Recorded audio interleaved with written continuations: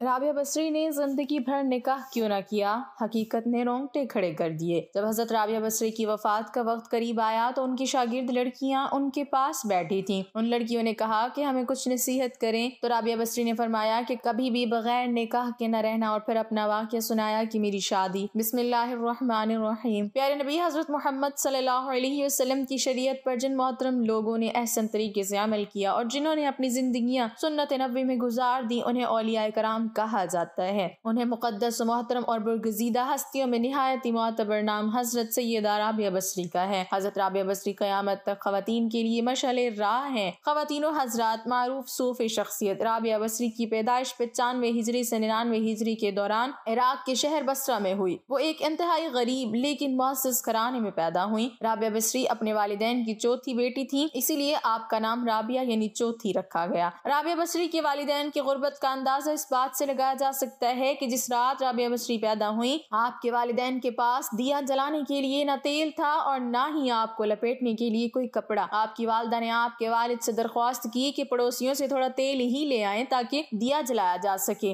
آپ کے والد نے پوری زندگی اپنے خالق حقیقی کے علاوہ کسی کے آگے ہاتھ نہ پھیلایا تھا۔ رابعہ بصری کے والد پڑوسی کے دروازے تک تو گئے لیکن خالی ہاتھ واپس لوٹ آئے۔ رات کو رابعہ بصری کے والد کو خواب میں حضور پاک صلی اللہ علیہ وسلم کی زیارت ہوئی اور انہوں نے رابعہ کے والد کو بشارت دی کہ تمہاری نومولود بیٹی خدا کی برگزیدہ بندی بنے گی اور مسلمانوں کو صحیح راہ پر لے کر آئے گی۔ تم امیر بصرہ کے پاس جاؤ اور اسے ہمارا پیغام دو کہ تم امیر بصرہ ہر روز رات کو 100 مرتبہ اور جمعرات کو 400 مرتبہ درود پاک کا نذرانہ بھیجتے ہو، لیکن پچھلے جمعرات کو تم نے درود شریف نہ پڑھا، لہٰذا اس کے کفارہ کے طور پر 400 دینار بطور کفارہ یہ پیغام پہنچانے والے کو دے دو۔ رابعہ بصری کے والد اٹھے اور امیر بصرہ کے پاس پہنچے۔ اس دوران آپ کی آنکھوں سے خوشی کے آنسو جاری تھے۔ جب امیر بصرہ کو رابعہ بصری کے والد کے ذریعے حضور پاک صلی اللہ علیہ وسلم کا پیغام ملا تو یہ جان کر انتہائی خوش ہوا کہ وہ نبی آخر الزماں صلی اللہ علیہ وسلم کی نظروں میں ہے۔ اس نے شکرانے کے طور پر فوراً 1000 دینار غربہ میں تقسیم کرائے اور 400 دینار رابعہ بصری کے والد کو ادا کیے اور ان سے درخواست کی کہ جب بھی کسی چیز کی ضرورت ہو بلا جھجک تشریف لائیں۔ کچھ عرصے بعد رابعہ بصری کے والد انتقال کر گئے۔ اسی اثناء میں بصرہ کی سخت قحط نے اپنی لپیٹ میں لے لیا۔ قحط کے دوران رابعہ بصری اپنی بہنوں سے بچھڑ گئیں۔ ایک بار رابعہ بصری ایک قافلے میں جا رہی تھی کہ قافلے کو ڈاکوؤں نے لوٹ لیا اور ڈاکوؤں کے سرغنہ نے رابعہ بصری کو اپنی تحویل میں لے لیا اور آپ کو لوٹ کے مال کی طرح بازار میں لونڈی بنا کر بیچ دیا۔ آپ کا آقا آپ سے انتہائی سخت محنت و مشقت کا کام لیتا تھا، اس کے باوجود آپ دن بھر کام کرتی اور رات بھر عبادت کرتی رہتی اور دن میں بھی زیادہ تر روزے رکھتی۔ اتفاقاً ایک دفعہ رابعہ بصری کا آقا آدھی رات کو جاگ گیا اور کسی کی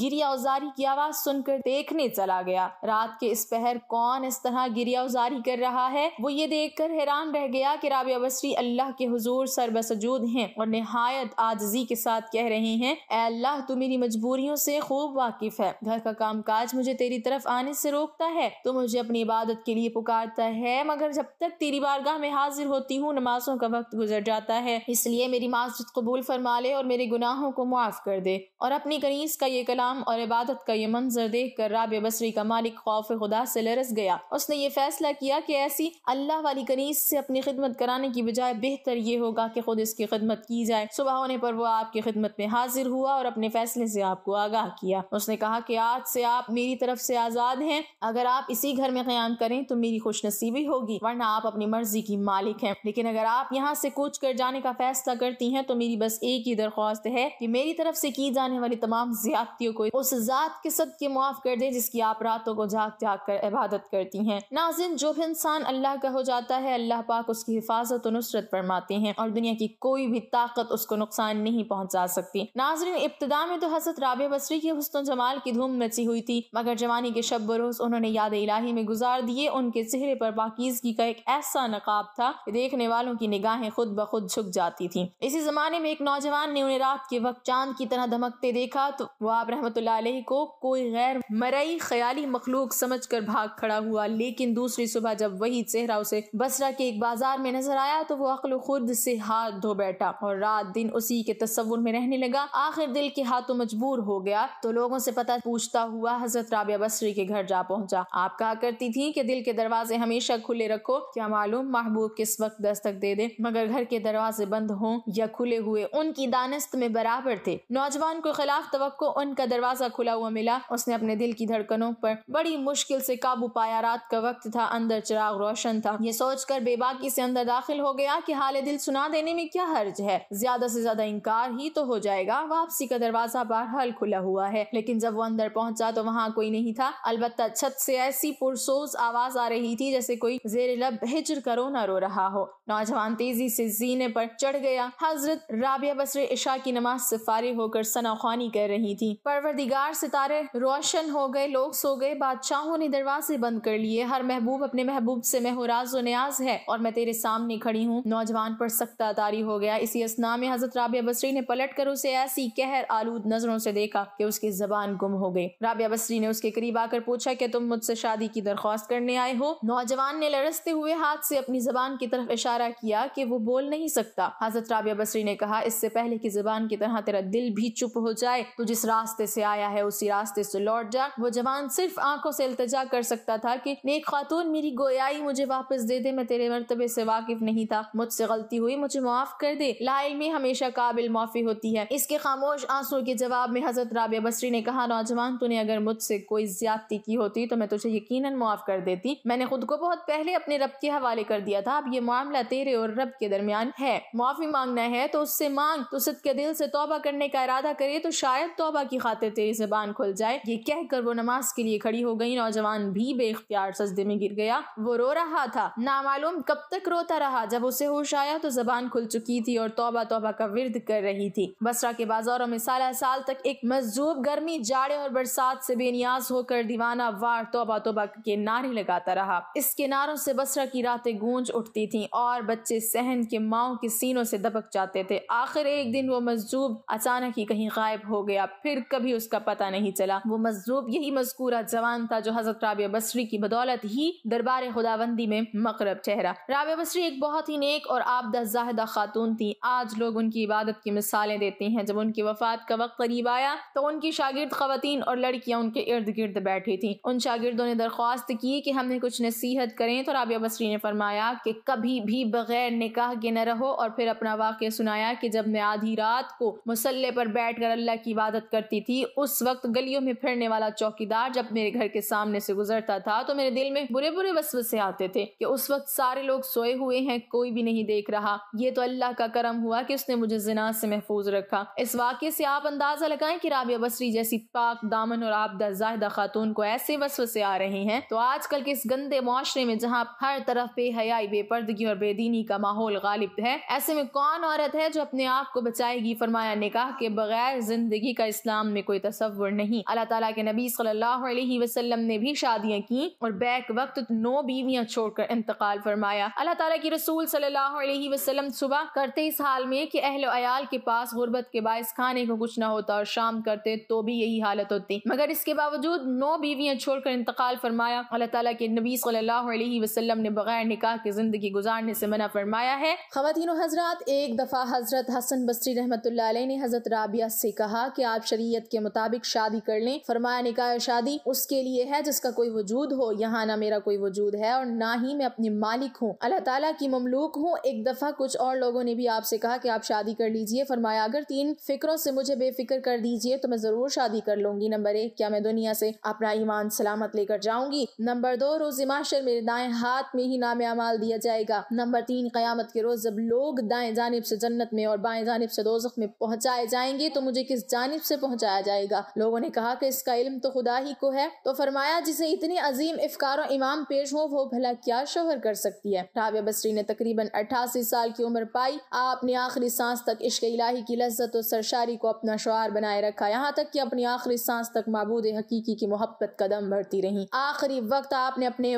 والی اور صوفی ساتھیوں کو بتایا کہ میرا محبوب و معبود ہمیشہ سے میرے ساتھ ہے۔ ناظرین، ہمیں حضرت رابعہ بصری کی زندگی سے یہ سبق ملتا ہے کہ اللہ کی پہچان کے دروازے مرد و عورت سب کے لیے کھلے ہیں۔ اللہ کی راہ پر حضور نبی اکرم صلی اللہ علیہ وسلم کے فرامین کی روشنی میں چلنا ہمارا کام ہے، باقی فضل و کرم کرنے والا ہے۔ رابعہ بصری رحمۃ اللہ علیہ کا بیشتر وقت نماز پڑھنے میں گزرتا تھا۔ ایک مرتبہ کوئی پریشان حال آدمی دعا کروانے کے لیے حاضر ہوا، دیکھا تو ظہر کی نماز پڑھنے میں مشغول تھی۔ جب فارغ ہوئی تو نوافل کی نیت باندھ لی۔ اسی طرح عصر کی نماز کا وقت ہو گیا، عصر کی نماز پڑھ کر تسبیح پڑھنے میں مشغول ہو گئی، حتیٰ کہ مغرب ہو گئی۔ نماز مغرب ادا کرنے کے بعد اوابین کی نیت باندھ لی، اسی حال میں عشاء کی اذان ہو گئی۔ نماز عشاء کے کے بعد نفل کی نیت کر لی، رکوع اور سجدہ میں مشغول رہی حتیٰ کہ فجر کی نماز کا وقت ہو گیا تو مناجات میں ہو گئی۔ بالآخر فجر کی نماز ادا کی تو تلاوت قرآن پاک میں مصروف ہو گئی۔ اس کے بعد اشراق کے نوافل ادا کیے تو بیٹھے بیٹھے تھوڑی دیر اونگ آ گئی۔ جب بیدار ہوئی تو رو رو کر دعا مانگنے لگی، اے اللہ میں ایسی آنکھ سے تیری پناہ چاہتی ہوں جو نیند سے بھرتی ہی نہیں۔ رابعہ بصری رحمۃ اللہ علیہ بہت کم گفتگو کیا کرتی تھی، اکثر اوقات کوئی گفتگو کرنی ہوتی تو آیات قرآنی کا سہارا لے کر اپنا مطلب بیان کرتی۔ لوگوں نے پوچھا کہ آپ ایسا کیوں کرتی ہیں؟ جواب میں فرمایا، انسان جو کچھ بولتا ہے فرشتے اسے لکھتے رہتے ہیں، میں کوشش کرتی ہوں کہ قرآن مجید کی آیت کے سوا کچھ نہ بولوں۔ یہ احتیاط اس لیے ہے کہ کہیں میرے منہ سے غلط لفظ نہ نکل جائے اور فرشتے اسے لکھ لیں، پھر مجھے محبوب حقیقی کے سامنے شرمندہ ہونا پڑے۔ ایک شخص نے رابعہ بصری رحمۃ اللہ علیہ کے سامنے دنیا کی بہت مذمت کی۔ آپ تھوڑی دیر سنتی رہی، پھر فرمایا، اٹھ چلا جا، تو نے اتنا وقت دنیا کی مذمت بیان کرنے میں لگا دیا، تجھے دنیا سے بہت محبت ہے، اگر کسی سے نفرت ہو تو اس کا تذکرہ بھی اچھا نہیں لگتا۔ ایک مرتبہ رابعہ بصری سے لوگوں نے پوچھا کہ ہم نے آپ کو کبھی ہنستے نہیں دیکھا، کیا وجہ ہے؟ آخر اللہ تعالیٰ نے انسان کو ہنسنے سے منع تو نہیں کیا؟ رابعہ بصری رحمۃ اللہ علیہ نے فرمایا، مگر مجھے اس کام کے لیے فرصت نہیں ہے۔ لوگوں نے حیرانی سے کہا، کیا ہنسنے کے لیے بھی فرصت درکار ہوتی ہے؟ رابعہ بصری نے کہا، ہاں، دنیا میں وہی شخص ہنسا ہے جسے دل سے اطمینان حاصل ہو، اور میں ابھی اس نعمت سے محروم ہوں۔ حاضر مجلس نے درخواست کی کہ اپنی بات کی وضاحت فرما دیں۔ رابعہ بصری رحمۃ اللہ علیہ نے فرمایا، میں نے محبت کے لیے صرف ایک ہستی کا انتخاب کیا ہے اور وہ ہے اللہ تعالیٰ کی ذات۔ میں اس خوف سے روتی رہتی ہوں کہ کہیں میری زندگی بھر کی محنت ضائع نہ ہو جائے اور مرتے وقت مجھ سے یہ نہ کہہ دیا جائے کہ تو ہمارے لائق نہیں ہے۔ رابعہ بصری رحمۃ اللہ علیہ نے ساری زندگی کمارے پن میں گزار دی۔ ایک مرتبہ کچھ لوگوں نے اعتراض کیا، آپ لوگوں میں عارفہ کے نام سے مشہور ہیں، مگر آپ نبی علیہ السلام کی نکاح والی سنت پر عمل نہیں کرتی۔ رابعہ بصری رحمۃ اللہ علیہ نے جواب میں فرمایا، مجھے 3 باتوں کا اندیشہ ہے، اگر تم مجھے ان اندیشوں سے نجات دلا دو تو میں آج ہی نکاح کر لوں گی۔ میرا پہلا اندیشہ یہ ہے کہ مرتے وقت ایمان سلامت لے جاؤں گی یا نہیں، دوسرا یہ کہ نام اعمال دائیں ہاتھ میں دیا جائے گا یا نہیں، تیسرا قیامت کے دن کچھ لوگ جنت میں جائیں گے، کچھ جہنم میں، تم لوگ بتاؤ کہ میں کس طرف جاؤں گی؟ لوگوں نے کہا، ہمیں کچھ معلوم نہیں ہے، بس اللہ تعالیٰ ہی بہتر جانتا ہے کہ کس کا کیا حشر ہوگا۔ رابعہ بصری رحمۃ اللہ علیہ نے انتہائی پرسوز لہجے میں فرمایا، تم خود ہی بتاؤ کہ جس عورت کو اس قدر غم ہو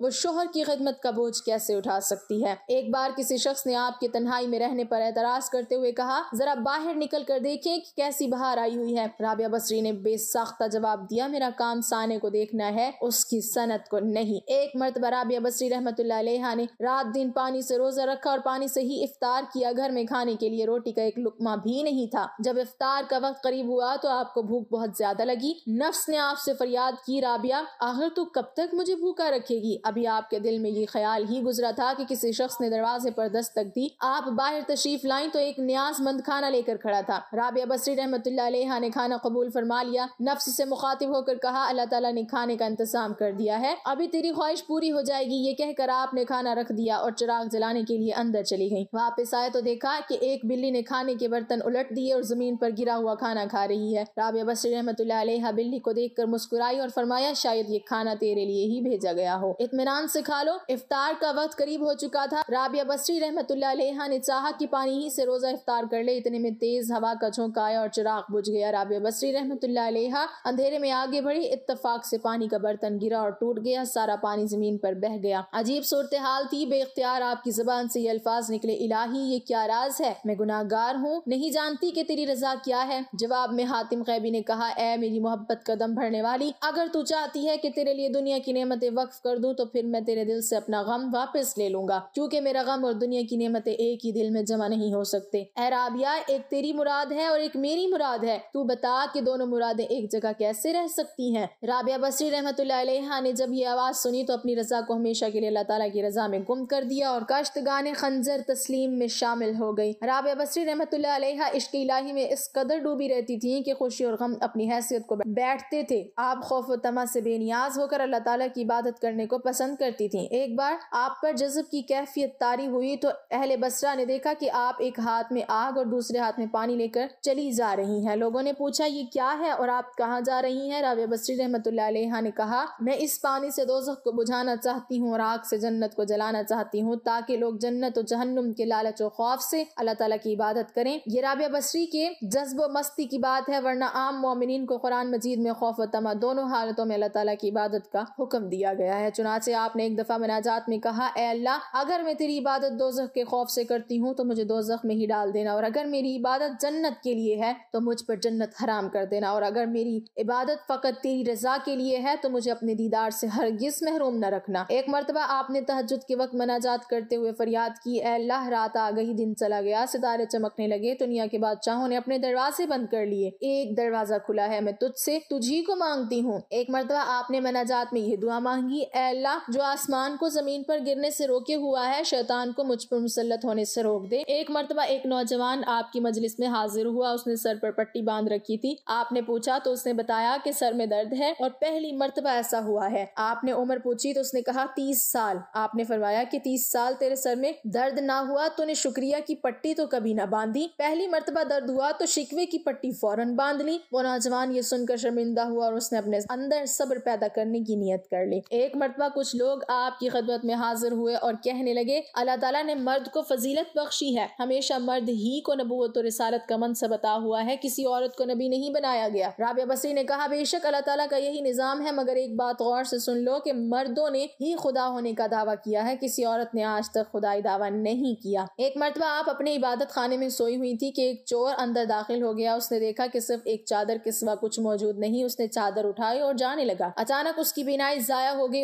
اور اسے دروازہ نظر آنا بند ہو گیا، وہ گھبرا گیا، چادر اس کے ہاتھ سے نیچے گر گئی، اسے دروازہ دوبارہ نظر آنے لگا، اس نے سوچا یہاں سے نکل جاؤں، کہیں بینائی ہمیشہ کے لیے ضائع نہ ہو جائے۔ جب وہ دروازے سے نکلا آواز آئی، اگر ایک دوست سویا ہو تو دوسرا دوست جاگتا ہے۔ اللہ تعالیٰ کے خوف کا اس کے دل پر ایسا اثر ہوا کہ اس نے ہمیشہ کے لیے چوری سے توبہ کر لی۔ ایک مرتبہ رابعہ بصری رحمۃ اللہ علیہا کے ہاں 5 درویش حاضر ہوئے، کھانے کا وقت قریب تھا، چنانچہ رابعہ بصری رحمۃ اللہ علیہا نے خادمہ کو بلا کر پوچھا، مہمانوں کو پیش کرنے کے لیے گھر میں کچھ موجود ہے؟ اس نے کہا صرف ایک روٹی موجود ہے۔ آپ نے فرمایا ایک روٹی 5 مہمانوں کے لیے ناکافی ہے۔ اتنے میں ایک سوالی نے دروازے پر صدا لگائی اور رابعہ بصری رحمۃ اللہ علیہا نے خادمہ سے کہا وہ روٹی ضرورت مند کو دے دو۔ خادمہ نے حکم کی تعمیل کی، کچھ دیر بعد خادمہ نے بتایا کہ ایک شخص کھانے لے کر آیا ہے۔ رابعہ بصری رحمۃ اللہ علیہا نے پوچھا کتنی روٹیاں ہیں؟ اس نے کہا 2 روٹیاں ہیں۔ رابعہ بصری نے کہا واپس بھیج دو، وہ کھانا ہمارا نہیں ہے۔ خادمہ نے روٹیاں واپس کر دی۔ تھوڑی دیر بعد خادمہ نے اطلاع دی کہ ایک شخص اور کھانا لایا ہے۔ رابعہ بصری نے پوچھا کتنی روٹیاں ہیں؟ اس نے کہا 5۔ رابعہ بصری نے پھر وہی جواب دیا کہ کھانا لانے والے کو واپس بھیج دو، وہ کھانا ہمارا نہیں ہے۔ خادمہ نے اسے بھی بھیج دیا۔ تھوڑی دیر بعد خادمہ نے بتایا کہ ایک شخص کھانا لایا ہے اور اس میں 11 روٹیاں ہیں۔ رابعہ بصری نے کہا کہ ہاں قبول کر لو، یہ ہمارا رزق ہے، اللہ تعالیٰ نے بھیجا ہے۔ مہمان حضرات یہ سب کچھ دیکھ کر حیران ہو گئے۔ اتنے میں خادمہ نے دسترخوان پر کھانا لگا دیا۔ جب سب لوگ کھانا کھا چکے تو مہمانوں نے سوال پوچھا کہ آپ نے 2 مرتبہ کھانا واپس بھیج دیا، تیسری مرتبہ قبول کیا، اس میں کیا راز ہے؟ رابعہ بصری نے فرمایا کہ اللہ رب العزت کا وعدہ ہے کہ دنیا میں 1 کے بدلے میں 10 اور آخرت میں 70 دوں گا۔ میں نے 1 روٹی خلوص نیت کے ساتھ سائل کو دی، مجھے یقین پکا تھا 1 کے بدلے میں 10 ملیں گے۔ پہلا شخص 2 روٹیاں لایا، دوسرا 5 لایا، میں سمجھ گئی کہ یہ ہمارا رزق نہیں ہے۔ تیسرا 11 لایا، 1 کے بدلے 10 اور 11ویں روٹی جو سائل کو دی تھی اللہ تعالیٰ نے وہ بھی واپس کر دی۔ اللہ تعالیٰ کی شان دیکھیے کہ اپنے وعدے کو پورا کر دکھایا۔ رابعہ بصری کی شان توکل کو دیکھ کر تمام درویش حیران ہو گئے۔ رابعہ بصری کی موت کا واقعہ بھی بڑا عجیب ہے۔ وفات سے کچھ دیر پہلے لوگ عیادت کے لیے حاضر خدمت ہوئے۔ رابعہ بصری نے کہا فرشتوں کے لیے راستہ چھوڑ دو۔ لوگ باہر چلے گئے۔ کچھ دیر اندر گفتگو کی آواز آتی رہی۔ جب خاموشی چھا گئی لوگوں نے دروازہ کھول کر دیکھا کہ رابعہ بصری دنیا سے اس طرح رخصت ہو چکی ہیں کہ جیسے ہوا کا جھونکا تیزی سے گزر جاتا ہے۔ اللہ تعالیٰ ہمیں بھی نیک اعمال کرنے کی توفیق عطا فرمائے اور ہمیں نیکوکاروں میں شامل کرے، آمین۔ ناظرین کمنٹ باکس میں اللہ تعالیٰ کے 99 ناموں میں سے ایک نام ضرور ٹائپ کریں۔